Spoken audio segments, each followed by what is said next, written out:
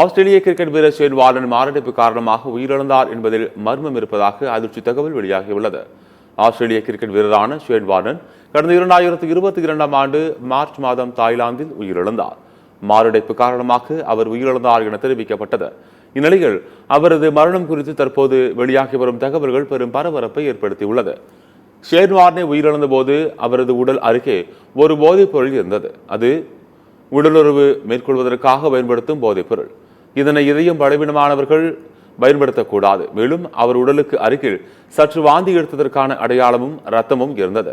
வார்னரின் மரணத்திற்கு பின்னால் இந்த போதைப் பொருள் கூட இருந்திருக்கலாம் என்ற சந்தேகம் உள்ளதாக அவர் குறிப்பிட்டுள்ளார். எங்கள் மேலதிகாரி இந்த போதைப் பொருளை எடுக்குமாறு உத்தரவிட்டார். கிரிக்கெட்டில் உச்சந்தொட்ட தங்களது வீரரை எப்படி ஒரு மரணம் நிகழ்ந்திருந்ததாக வெளியாகும் செய்தி ஆஸ்திரேலிய கிரிக்கெட் வாரியத்திற்கு பிடிக்கவில்லை. ஆகவே அவர்களும் இதற்கு பின்னால் இருக்கலாம் என்று அந்த தகவல் அதிகாரி சந்தேகம் தெரிவித்துள்ளார்.